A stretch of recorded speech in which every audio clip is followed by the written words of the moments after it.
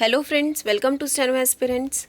इस मैटर की पीडीएफ और डिफ़िकल्ट वर्ड्स के लिए आप टेलीग्राम चैनल ज्वाइन कर सकते हैं। Be ready, start.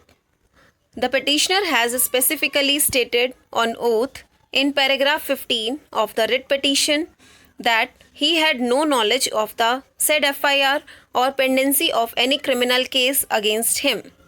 Further, in para 17 of the writ petition, it has been stated that the petitioner was never arrested in the aforesaid case and he never applied for bail.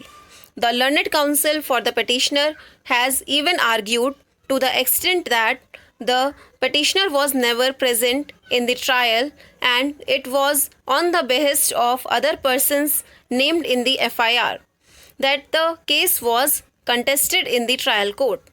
As such, when the FIR was not lodged originally, he had no way of knowing about it unless it was investigated. He was never detained at the police station, never summoned for questioning or arrested for interrogation. There was no way the petitioner could have known about the pendency of a criminal case. The counsel for the petitioner has further argued that even otherwise the said criminal case has arisen out of a cricket game being played casually in the locality. A dispute has arisen on the spur of the moment and it was a normal kind of scuffle which cannot be any indication about the character of a person being of criminal nature. After the game was over, the matter had been forgotten by everyone, including the petitioner, and he never imagined that an FIR will be lodged in such a small matter. In any case, there is no evidence on record to prove that he had knowledge about a criminal case being pending against him, and the information provided by him in the affidavit was absolutely true to the best of his knowledge and belief. The learned standing counsel has filed a counter affidavit and has argued that since the information given in the affidavit was belied in the verification, hence the superintendent of police was justified in cancelling the examination. On careful examination of the counter affidavit, this court could not find any specific averments or material to prove that the petitioner had knowledge of the pendency of the criminal case against him.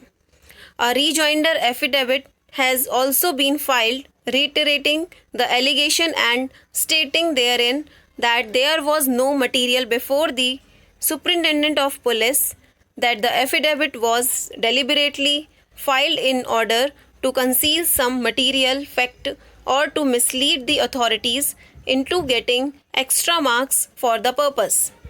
This being the case, this court comes to the conclusion that on the date when the affidavit was filed, the petitioner was not knowing that the FIR was lodged against him. Moreover, on the date when the petitioner was sent for training, he already stood exonerated by the trial court on merits. The order of the trial court has been annexed by the learned counsel for the petitioner, and the operative portion of the order clearly exonerate the petitioner, including others, of the charges under which the trial has commenced. Under the circumstances, the court feels that the affidavit filed by the petitioner was genuine and no attempt was made by the petitioner to mislead the authorities. There was no evidence before the superintendent of police, Mainpuri, on the basis of which he could unequivocally come to the conclusion that the petitioner has filed the said affidavit with malified intention.